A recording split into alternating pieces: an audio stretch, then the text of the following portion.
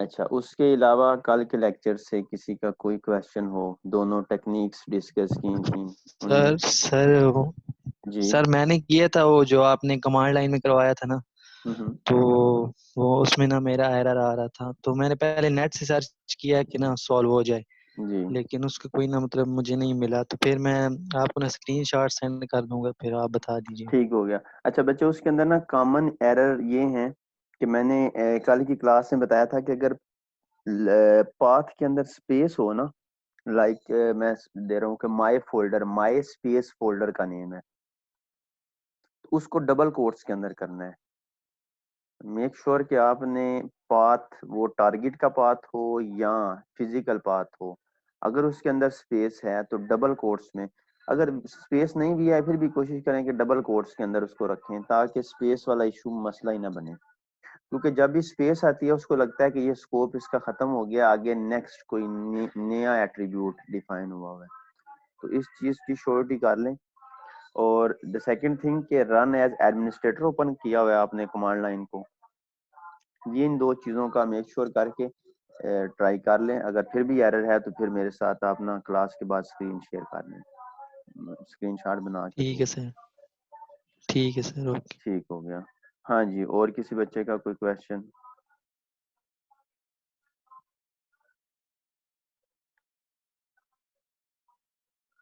Hopefully सब ने practice की होगी। अच्छा, कोई ऐसा बच्चा है जिसने अभी तक विजुअल स्टूडियो इंस्टॉल ना किया हो, या विजुअल स्टूडियो के साथ जिसको इशू फेस हो रहा हो?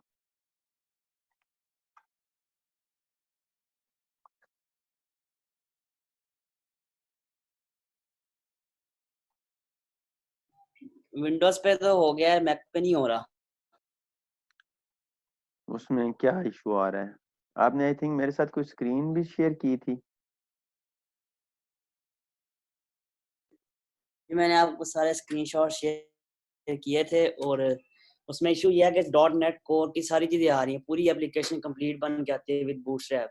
हम्म। लेकिन सिंपल जो है ना, डॉट नेट का प्रोजेक्ट बनाए तो उसमें रेफरेंसेस और पैकेजेस किसी फोल्डर्स आते हैं और कुछ नहीं आता। सिंपल डॉट नेट नहीं आ रही उसके अंदर, आपने जो हालांकि उसके कौन सारे पैकेज। कौन सा वर्जन है आपके पास? मेरे पास 2019 है।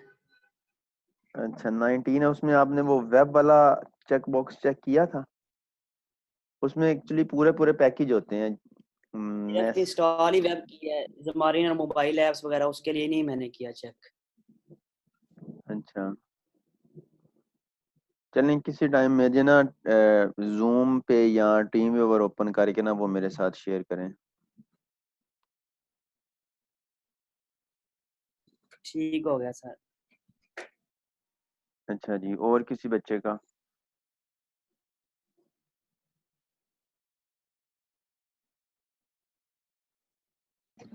सेम ही मसला है, मतलब एरर आ रहा था कमांड रन करने पे, वो मैं आपको स्क्रीनशॉट शेयर कर दूंगा ठीक क्लास के है। बाद।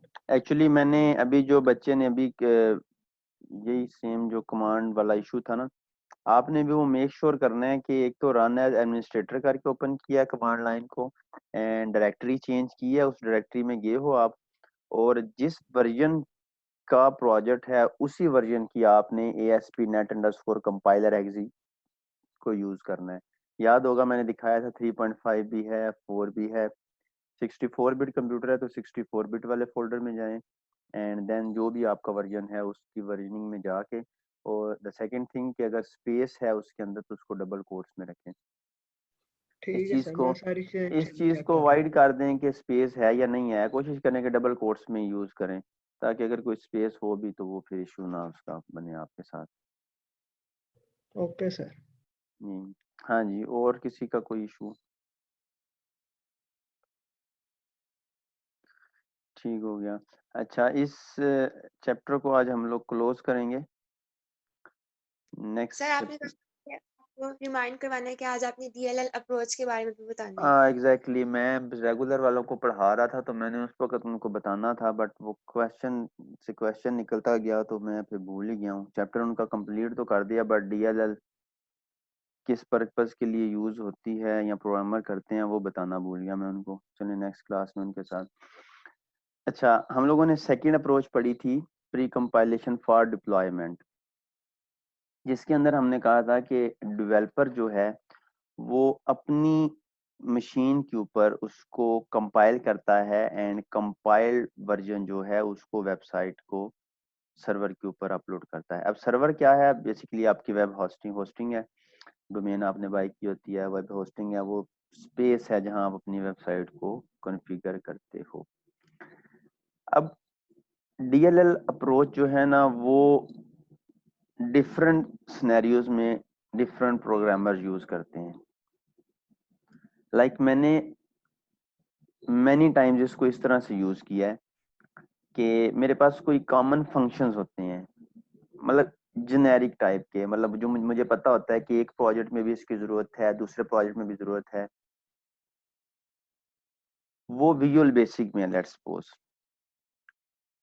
और वो एक कह लें कि 3 4 5 6 फाइल्स हैं जो एक दूसरे को कॉल कर रही हैं। एक वे तो ये है कि मैं उसको कन्वर्ट करूं, ऑनलाइन कन्वर्टर मिल जाते हैं फ्रॉम VB टू C#, के मैं उसको कन्वर्ट करके यहाँ मैं उसको रखूं अपने प्रोजेक्ट के अंदर। सेकंड थिंग ये है कि वो मैं उन 5 6 7 फाइल जितने भी मेरी CS फाइल्स हैं, मैं उनका एक DLL वाला प्रोजेक्ट बनाऊं एंड सबको कंपाइल करके वहां से एक DLL ले लूं।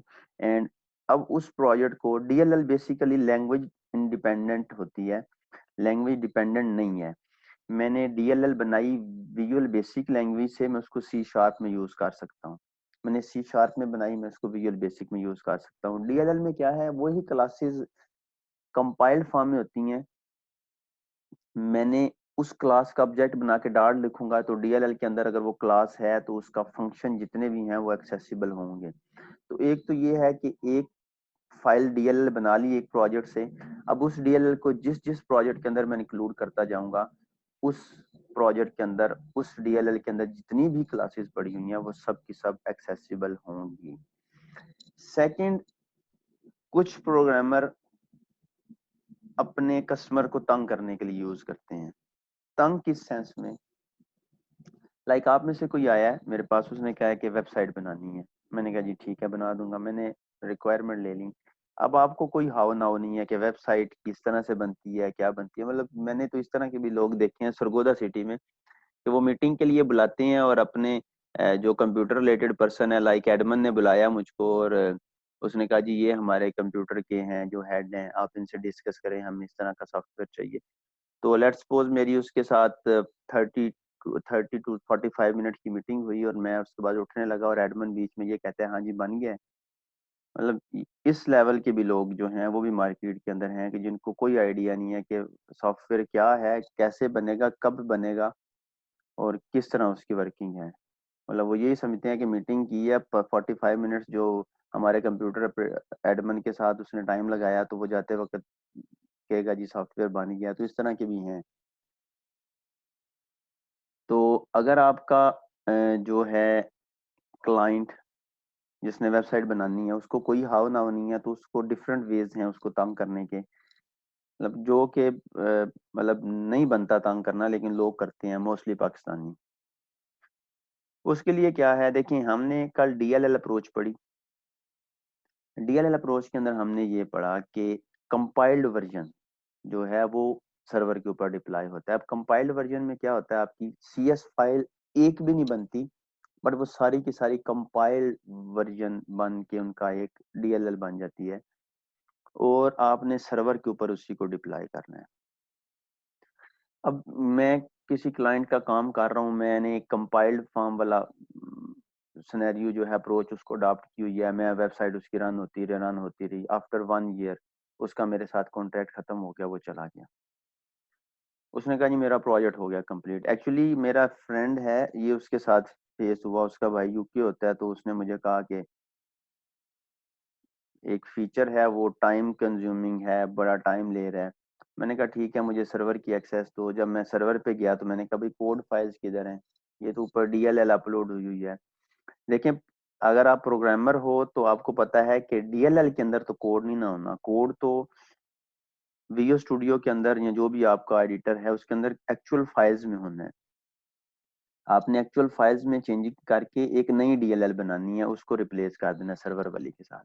अब उस भाई ने क्या किया हुआ, मैंने उनको कहा जी कोड दें, अगर आपने इसके अंदर कोई एनहेंसमेंट करवानी है तो मुझे वो एक्चुअल कोड दें जहाँ से डीएलएल बनी। वो कहते हैं जी कि 2 साल पहले एक पाकिस्तानी था, तो हमने उससे वेबसाइट बनाई थी, हमें तो कोई आइडिया नहीं है कि कोई कोड नाम की चीज भी होती है, और ये डीएलएल तो जिंदगी में पहली दफा सुना है कि इस नाम की भी कोई चीज होती है। हमने तो उसको कहा था कि वेबसाइट चाहिए, उसने जी चला के डोमेन शोमेन पे कॉन्फ़िगर कर दी। और यही चीजें हैं हमारे पास। अब वो कहते हैं जी 2 साल पहले उससे काम कराया था, हमें तो पता भी नहीं वो है कहाँ का, कौन था, किधर गया। मैं इसके सॉल्यूशन होते हैं, मतलब डीकम्पाइलेशन होती है, आप डीएलएल से फाइल्स, बट वो एक लंबा प्रोसेस है, उसमें एरर आएंगे, फिक्स करेंगे। तो कुछ लोग अपने क्लाइंट्स को, जिनको नहीं आइडिया, लाइक आप में से किसी ने कहा जी मैंने वेबसाइट बनानी है, मैंने कहा ठीक है बना दूंगा जी, इतने पैसे, ठीक है जी, आपने रन करके देनी है, मुझे सारा कुछ चला के देना है। मैंने कहा ठीक है, मैंने उसको डीएलएल अप्रोच करके मैंने उसको सर्वर के ऊपर अपलोड कर दिया, आपकी वेबसाइट चलती रही। आपने कहा जी आफ्टर 5-6 मंथ के जी ठीक है, वेबसाइट का काम पूरा हो गया, अब आपका मेरा कॉन्टैक्ट खत्म। ठीक है, मैंने आपको नहीं बताया कि भाई इसकी ना एक्चुअल कोड फाइल्स और हैं, और मैंने डीएलएल अप्रोच यूज किया, ना आपको पता, ना आपने मेरे से पूछा। साल बाद आपको जरूरत पड़ी उसमें मॉडिफिकेशन करवाने की, अब आप बाउंड हो के आपने दोबारा मुझे ही हायर करना है। क्यों? एक्चुअल कोड तो मैंने आपको दिया ही नहीं है, मैंने तो आपको डीएलएल फाइल्स दी हुई हैं, कोड तो मेरे पास है। अब आप किसी प्रोग्रामर के पास जाओगे, वो कहेगा जी इसका एक्चुअल कोड किधर है, फिर आपको ये इतने लंबे चक्रों में पढ़ना, डीकम्पाइलेशन के पैसे देने, ये वो। तो जिसने बनाई है मैं उसी के पास जाता हूँ जी, उसको मैं कहता हूँ भाई ये फीचर भी। तो ये कुछ लोग कस्टमर को तंग करने के लिए भी ये अप्रोच अडॉप्ट करते हैं, जहाँ एडवांटेज है वहाँ डिसएडवांटेज भी हैं। बट एक्चुअली जो कोड होता है ना, वो आपके कस्टमर का होता है, उसने आपको पैसे दिए। तो ये बड़े जितने भी सॉफ्टवेयर हैं उनके अंदर ये एग्रीमेंट में होता है कि हमने आपसे एक प्रोडक्ट बनवाई, तो हम जस्ट प्रोडक्ट नहीं आपसे लेंगे, कोड भी हमारा है, हमने कोड भी लेना है आपसे। तो ये चीजें एग्रीमेंट के अंदर होती हैं। बट वो जिसको नहीं पता कि इस तरह के कोड कोई अलग चीज होती है एंड सॉफ्टवेयर कोई अलग चीज होती है, उन इन फ्यूचर फिर जब कोई मॉडिफिकेशन की रिक्वायरमेंट होती है तो फिर उन बेचारों को पता चलता है कि जी। तो आप इस डीएलएल अप्रोच को, हाँ, द सेकंड थिंग, कोड को सिक्योर करने के लिए भी होता है कि आपके लाइक मैंने कोई शेयर्ड सर्वर लिया हुआ है, कुछ होते हैं लोग शेयर्ड मेमोरी प्रोवाइड कर रहे होते हैं, तो मैं कहता हूँ जी कि मैं मंथली क्यों 10,000 दूं, मैं इसको 4,000 दूं, 5,000 दूं, और मेरा ईयरली काम चल रहा है, बजाय कि मैं ईयरली 10,000 दूं। 5,000 भी जिसका बचे वो भी कहता है ठीक है, इतनी सिक्योर तो वेबसाइट नहीं है मेरी। अब अगर आपका डीएलएल बेस है तो आप उसको कोड दोगे, आपको कोई डर नहीं है कि भाई ये मेरा कोड ओपन करके देखेगा कि इसके अंदर क्या है। आप उसको डीएलएल बेस दे रहे हो, डीएलएल उसके ऊपर पड़ी हुई है, तो ठीक है, कुछ इस सेंस में भी डीएलएल यूज करते हैं कि कोड इनक्रिप्टेड है, सिक्योर है। तो ये डिफरेंट प्रोग्रामर की डिफरेंट जो है वो अप्रोच है कि क्यों डीएलएल को यूज किया, कस्टमर को तंग करने के लिए किया, अपने कोड को इनक्रिप्ट करने के लिए किया, या किसी और लैंग्वेज में था कोड, मैंने किसी और प्रोजेक्ट में यूज करना है। प्लेटफॉर्म एक होना चाहिए। डॉट नेट का है तो बेशक किसी भी लैंग्वेज के अंदर है, बट डीएलएल सपोर्टेड होती हैं, वीबी की है, सी शार्प की है, एक दूसरे के अंदर उनकी सपोर्ट है। तो ये प्रोग्रामर की थिंकिंग है कि वो डीएलएल क्यों बनाता है। ठीक है, कंपाइलेशन टाइम को डिक्रीज करने के लिए बनाता है कि सर्वर के ऊपर कंपाइल होनी है तो मैं पहले ही इसको कंपाइल कर दूं, ये भी एक है। मतलब ये आपके एंड के ऊपर है कि आप उसको किस सेंस में सोचते हो और किस सेंस में लेके चलते हो उसको। ठीक है, तो जो हमने 2 टेक्निक्स पढ़ी थी उनकी एक स्लाइड रह गई थी कल, वो पहले उसको डिस्कस कर लेते हैं, देन चलते हैं नेक्स्ट।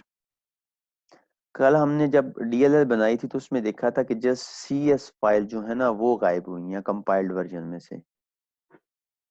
आपकी जो एचटीएमएल फाइल होती है ना, HTML file in ASP dot net, वो जो आपकी डॉट ASPX फाइल होती है, बेसिकली वो भी एचटीएमएल फाइल का ही वर्जन है ना, क्योंकि आपने हेड बॉडी वगैरह तो उसी के अंदर सारा कुछ लिखा हुआ है। तो जिस जिस बच्चे ने कंपाइल्ड वर्जन बनाया है उसने ये नोट किया होगा कि ASPX फाइल जो है वो एग्जिस्ट करती है कंपाइल्ड फॉर्म के अंदर। कंपाइल्ड वर्जन जो बना, जो रिजल्ट का या कंपाइल्ड का जो भी आपने आउटपुट नाम का फोल्डर बनाया, उसके अंदर .ASPX file as it is copy होगी, जो रिमूव हुई वो .cs वाली हुई। तो HTML जो है वो आपकी कंपाइल नहीं होती, उसने आपका DLL के अंदर एम्बेड नहीं होना होता। उसके अलावा अगर आपकी कोई XML फाइल है वो भी नहीं जाती। XSD फाइल भी जो है ये भी XML टाइप की फाइल होती है, ये भी नहीं जाती। वेब कन्फिग फाइल जो आपकी कॉन्फ़िगरेशन फाइल है प्रोजेक्ट की, जिन जिन बच्चों ने आउटपुट बनाई है वो कंपाइल वर्जन के अंदर जाके देखें तो देखेंगे वेब डॉट कन्फिग भी एज इट इज कॉपी होगी, वो भी DLL के अंदर नहीं गई।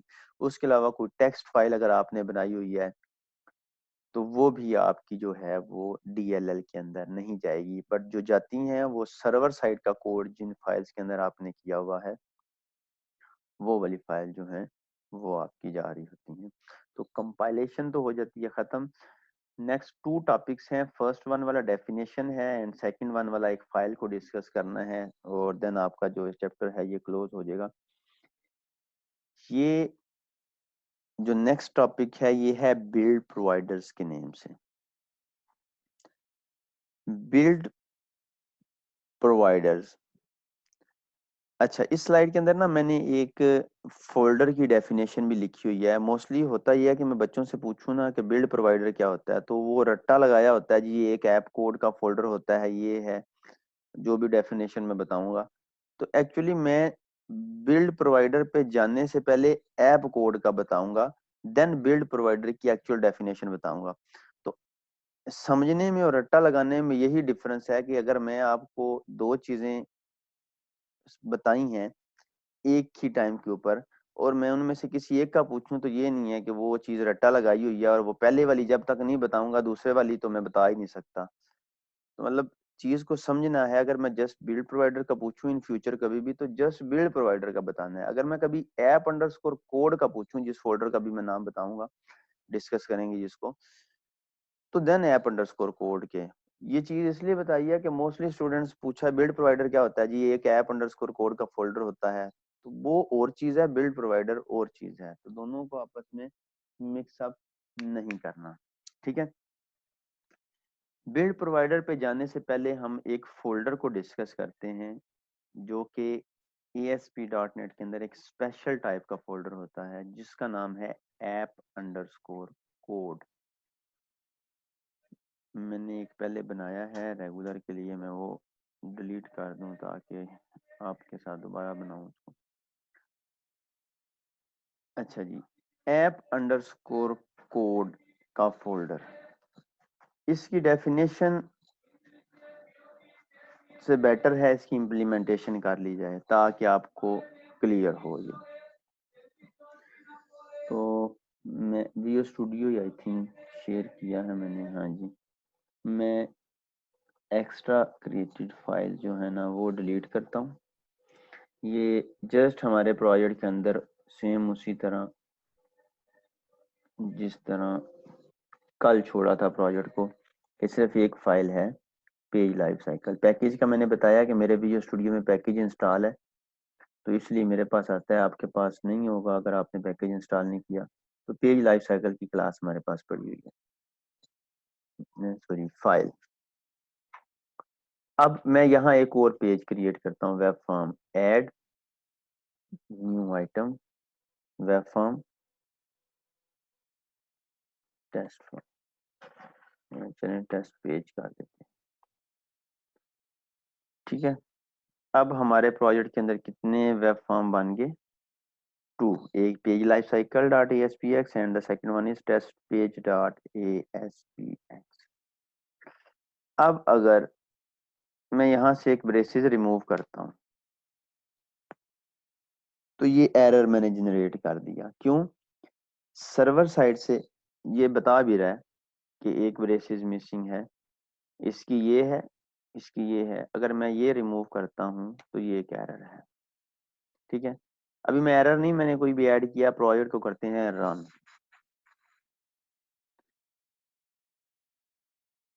रन किया एंड यहाँ आ गए ब्राउजर के ऊपर। ये वो कॉमन एरर है जो स्टूडेंट्स को फेस हो सकता है। अगर ये स्क्रीन आए तो the first thing you will have to check के यहाँ पेज का नेम मिसिंग है, ऊपर जस्ट लोकल होस्ट लिखा हुआ है। अगर तो डिफॉल्ट पेज हो तो वो ऑटोमेटिकली कॉल हो जाता है, अगर ना हो तो एरर आता है। तो आप अगर ये एरर आए तो page life cycle dot ASPX या वट एवर जो आपका पेज है उसका नेम लिखें तो वो पेज डिस्प्ले हो जाएगा।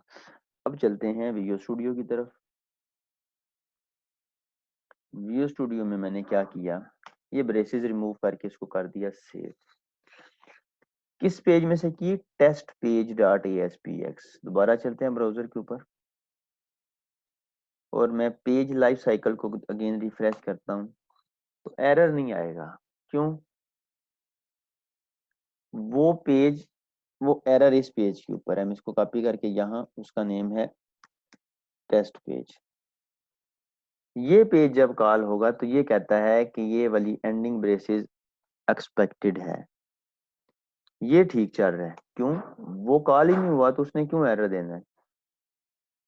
जब जिसके अंदर एरर है वो पेज कॉल होगा तो एरर आएगा। मींस अगर आपकी वेबसाइट के लेट्स सपोज 10 पेजेस हैं, एक के अंदर एरर है तो बाकी 9 pages without any issue working करेंगे। एरर तब आएगा जब उस पेज को कॉल किया जाए जिस पेज के अंदर इशू है।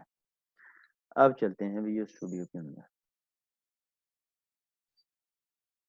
अब मैं यहाँ इसको स्टॉप करते हैं। जब भी कोई फाइल क्रिएट करनी है या फोल्डर तो विजुअल स्टूडियो को यहाँ से स्टॉप करना है, अदरवाइज वो नहीं क्रिएट करने देता। राइट क्लिक किया, ऐड न्यू आइटम के नीचे ये न्यू फोल्डर है, इसका नाम रख देता हूँ app_code। अच्छा, पहले ये समझ लेते हैं कि ये फोल्डर बनाते क्यों हैं।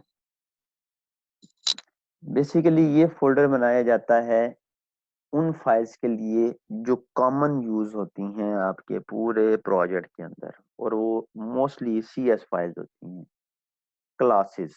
CS file means class. Let's कि मेरे पास कोई कॉमन फंक्शन है C# का, कि जो सर्वर साइड का है, जो ईमेल एड्रेस को चेक करता है कि वैलिड है कि नहीं है। वो पेज 1 में भी यूज होता है, पेज 2 में भी यूज होता है, पेज 3 में भी यूज होता है। तो उसको बजाय कि हर पेज के ऊपर लिखने के बजाय उसको क्या करते हैं, ऐप कोड का फोल्डर बनाया, ऐड न्यू आइटम, यहाँ से क्लास ऐड कर ली। लेट्स के माय क्लास, यहाँ चलें, मैं अभी माय कर देता हूँ, आप प्रोजेक्ट के अकॉर्डिंगली जो भी नेम होगा, माय क्लास। ये बन गई। अब इसके अंदर कोई भी फंक्शन बनाऊंगा किसी भी पेज के ऊपर, इस क्लास का ऑब्जेक्ट बना के उस फंक्शन को यूज किया जा सकता है। अब जो समझने वाली बात है वो ये है कि मैंने इस क्लास में से ये ब्रेसेस रिमूव कर, और ये टेस्ट पेज में जो एरर था इसको मैंने ठीक कर दिया। टेस्ट पेज में कोई एरर नहीं है, ठीक चलेगा। बट एरर कहाँ है अब? माय क्लास में। और वो माय क्लास कहाँ पड़ी है? app_code। सर ये क्लास कैसे ऐड करनी है, दोबारा बता दें। मुझे ये राइट क्लिक किया, ऐड न्यू आइटम, जहां से वेब फॉर्म ऐड करते हो ना आप, यहाँ से वेब फॉर्म ये नीचे कहीं जाके आपका होगा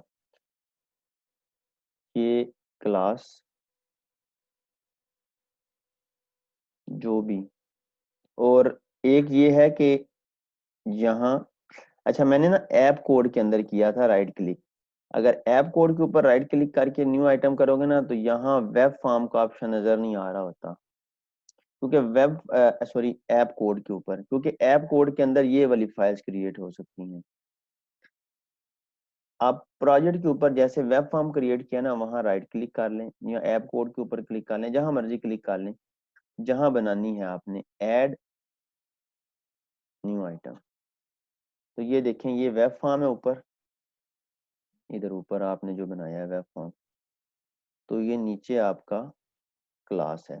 बट अगर मैं यहाँ प्रोजेक्ट के ऊपर रन कर क्लिक करके करूंगा तो ये इस प्रोजेक्ट की डायरेक्टरी में बनाएगा। मैंने चूंकि ऐप कोड के ऊपर बनाना था तो मैंने ऐप कोड के ऊपर right click, add new item, और ये देखें क्लास बाय डिफॉल्ट वही सिलेक्टेड होता है, क्लास का नेम दे दो .cs एक्सटेंशन है C# से।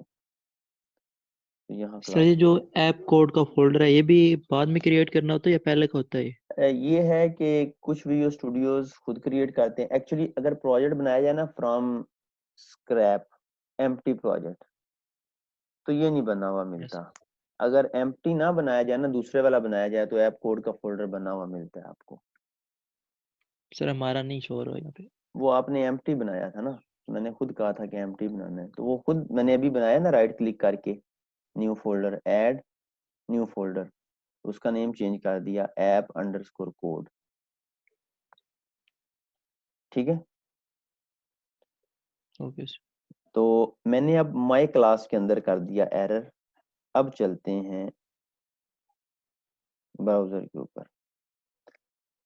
अब पेज लाइफ साइकिल वाले पेज पे कोई एरर नहीं है, एंड टेस्ट पेज के ऊपर भी कोई एरर नहीं है।